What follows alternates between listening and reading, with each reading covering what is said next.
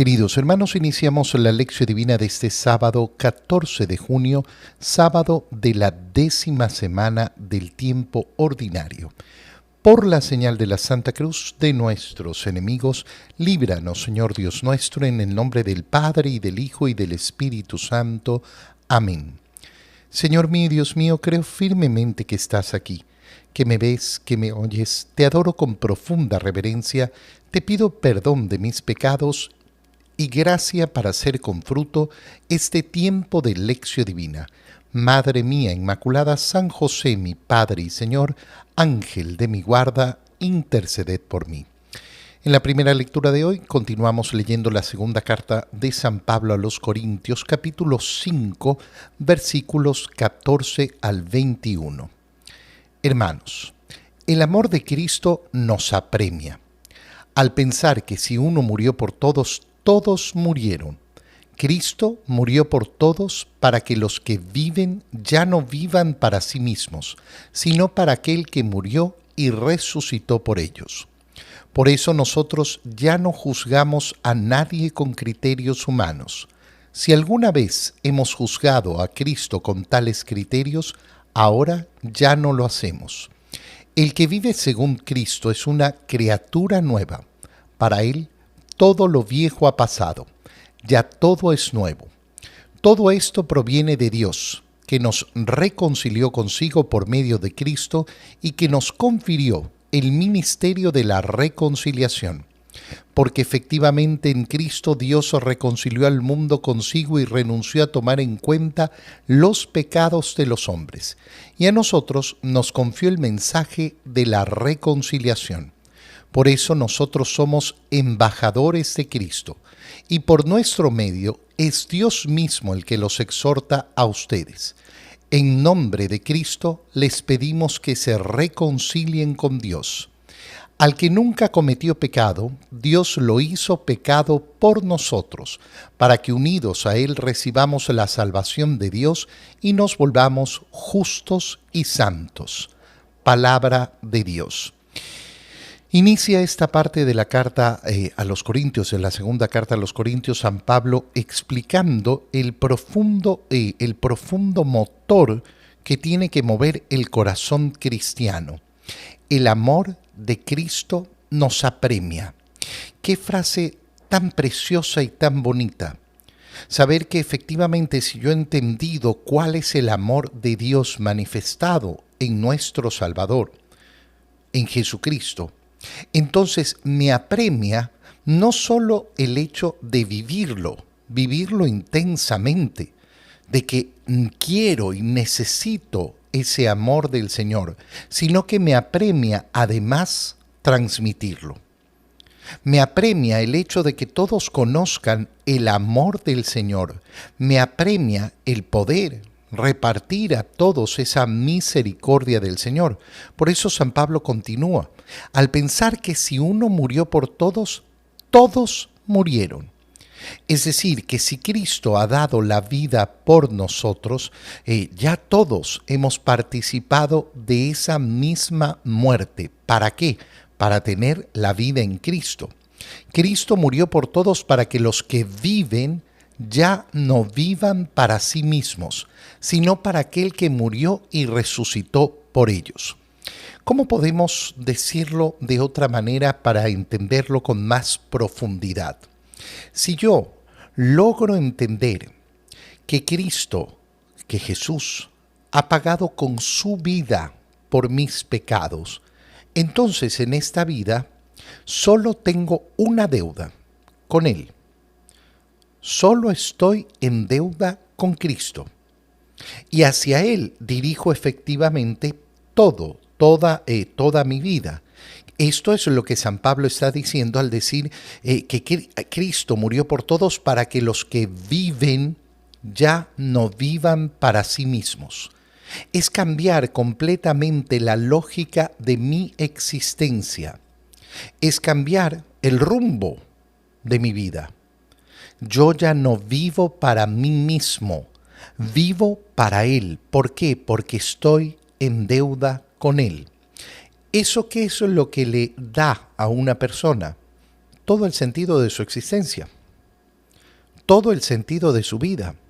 Fíjate en la humanidad, fíjate en las personas, fíjate en los sufrimientos del mundo, en los sufrimientos de las personas. ¿Y qué es lo que vamos a encontrar repetido una y otra vez? Justamente ese egoísmo de vivir para mí mismo. Fíjate en tu propia vida, yo me fijo en la mía. ¿Y qué es lo que vamos a encontrar? Justamente ese vivir para uno mismo. Ese vivir para uno mismo que puede estar cargado de muchas acciones hacia los demás, de acciones de caridad, de acciones de entrega hacia los demás, pero que al final las he realizado muchas veces por la satisfacción que me producen a mí, por saciar los deseos que yo tengo. Vivir para Cristo y no vivir para mí mismo es alejarme completamente de eso, alejarme completamente de los deseos que tengo para mí, sino los deseos de Cristo para mí, los deseos de Dios para mí, el plan de Dios para mí. Claro, cuando voy avanzando en ese plan de Dios para mí, me voy enamorando de ese plan. ¿Por qué? Porque lo voy reconociendo como aquello que verdaderamente me produce la felicidad total, la felicidad absoluta. Por eso nosotros ya no juzgamos a nadie con criterios humanos. Un cambio de mentalidad absoluto. Ya no juzgamos a nadie con criterios humanos. Piensa lo que hemos iniciado a leer esta semana en el Evangelio. Hemos iniciado a leer el capítulo 5 del Evangelio de San Mateo, que inicia con las bienaventuranzas. ¿Y las bienaventuranzas qué son?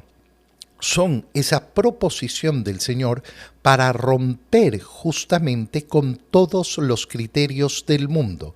¿Quiénes son los dichosos? ¿Quiénes son los bienaventurados?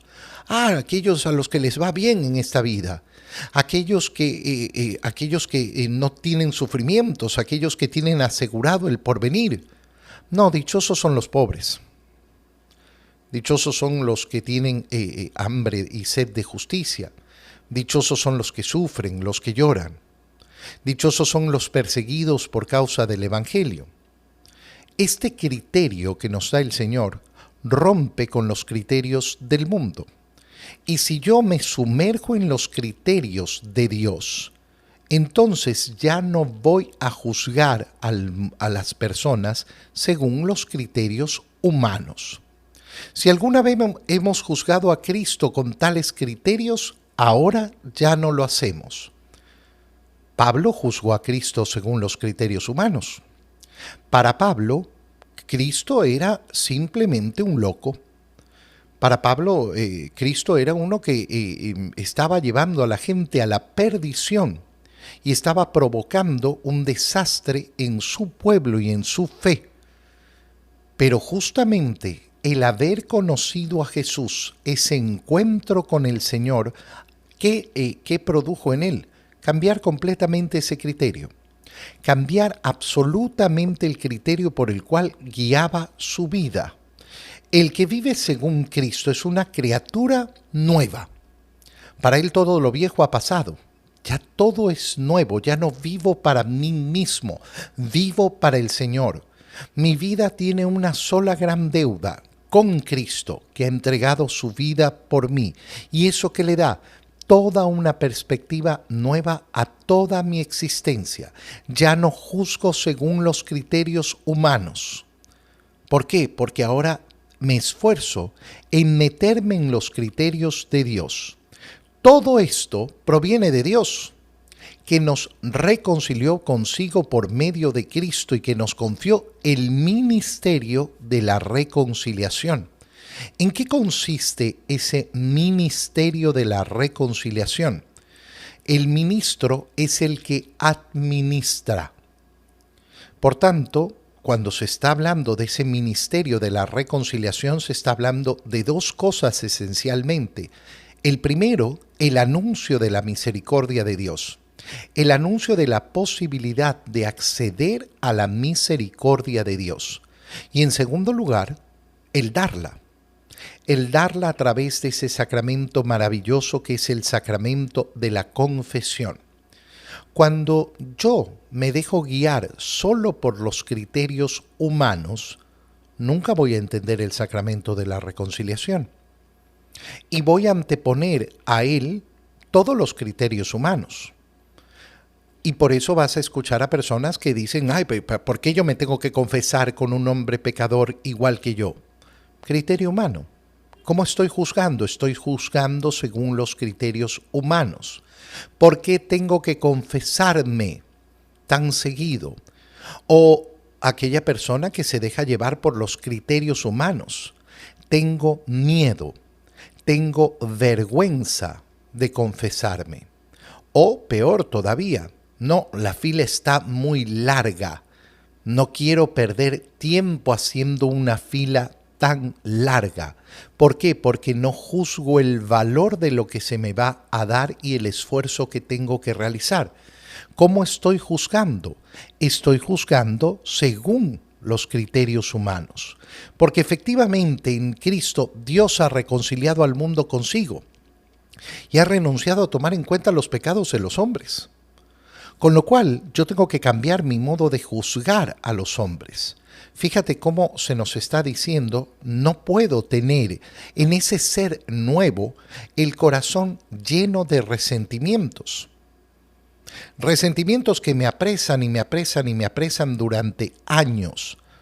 ¿Por qué? Porque yo tengo que configurarme al modo de pensar de Dios que ha renunciado a tomar en cuenta los pecados de los hombres, los míos.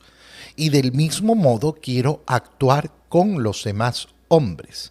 Nos ha confiado entonces el mensaje de la reconciliación y por eso nosotros somos embajadores de Cristo. Y por nuestro medio Dios mismo es el que los exhorta a ustedes. En nombre de Cristo les pedimos que se reconcilien con Dios. En nombre de Cristo, ¿qué es lo que hacemos? Pedirles que se dejen reconciliar, que no dejen que la sangre de Cristo se derrame sin ser útil, que se derrame innecesariamente. Y el único que puede decidir si la sangre de Cristo se derrama útilmente o no, soy yo. Si yo quiero efectivamente dejarme reconciliar, al que nunca cometió pecado, Dios lo hizo pecado. Por eso decíamos que estamos en deuda con Cristo. ¿Por qué? Porque Él ha tomado nuestros pecados. Por eso en la reconciliación, ¿qué es lo que hacemos en el sacramento de la confesión? Confesar. Y en el acto de confesar lo que hacemos es entregar nuestros pecados al Señor. Y Él los acepta, los hace suyos. Por eso es que en la cruz no ha pagado anónimamente por nuestros pecados, sino por los pecados que nosotros le entregamos en ese acto de contrición, en esa confesión. Yo al confesar le entrego mis pecados al Señor que los hace suyos para pagarlos por mí. En el Evangelio, leemos el Evangelio de San Mateo, capítulo 5, versículos 33 al 37. En aquel tiempo Jesús dijo a sus discípulos: ¿Han oído ustedes que se dijo a los antiguos: no jurarás en falso y le cumplirás al Señor lo que le hayas prometido con juramento? Pero yo les digo, no juren de ninguna manera, ni por el cielo, que es el trono de Dios, ni por la tierra, porque es donde Él pone los pies, ni por Jerusalén, que es la ciudad del gran Rey. Tampoco jures por tu cabeza, porque no puedes hacer blanco o negro uno solo de los cabellos. Digan simplemente sí cuando es sí y no cuando es no. Lo que se diga además viene del maligno. Palabra del Señor. Recuerda que en esta parte del Sermón de la Montaña, el Señor lo que nos está explicando es cómo está llevando la ley y los profetas a su plenitud. ¿Para qué? para que podamos entender la profundidad de la ley de Dios. ¿De qué está hablando? Está hablando del juramento. Y al hablar del juramento, ¿de qué está hablando? Está hablando de la sinceridad de nuestras palabras, de la sinceridad de nuestro corazón, de la sinceridad de nuestra vida. Por eso da mucha pena cuando las personas, al leer esta parte del Evangelio, se quedan simplemente preguntándose si es permitido o no jurar. Y entonces te topas con gente, no, el Señor dijo que no juren, no hay que jurar nunca, es pecado jurar. Entonces no entendiste absolutamente nada. Te quedaste en el mismo fariseísmo.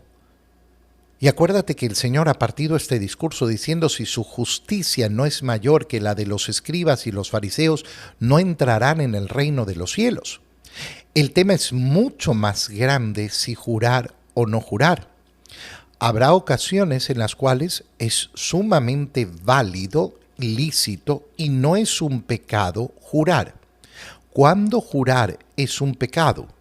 Lógicamente cuando estoy jurando en falso, cuando miento en mi juramento o cuando hago juramentos innecesarios.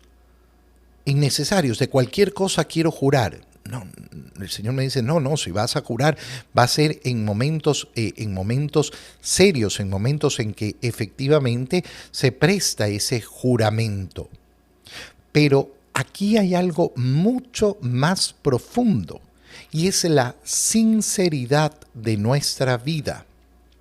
Oye, a mí me toca mucho en la confesión escuchar cómo personas en la confesión, en el momento en que has venido arrepentido a confesar tus pecados, están llenos de mentira y están acostumbrados a mentir.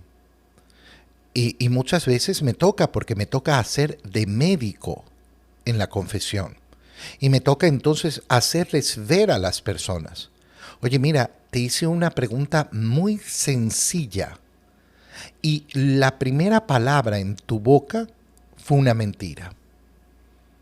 Por ejemplo, le pregunto: oye, ¿desde tu última confesión has ido a misa todos los domingos? Sí, la mayoría. ¿Cuál fue la pregunta? ¿Has ido a misa todos los domingos? Si tú dices sí, acabas de mentir. No, pero después dije que la mayoría. Sí, pero la primera palabra que salió de tu boca era una mentira. La primera palabra.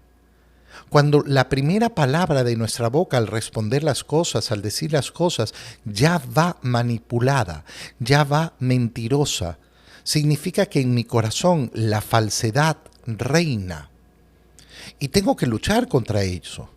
Tengo que luchar contra la mentira.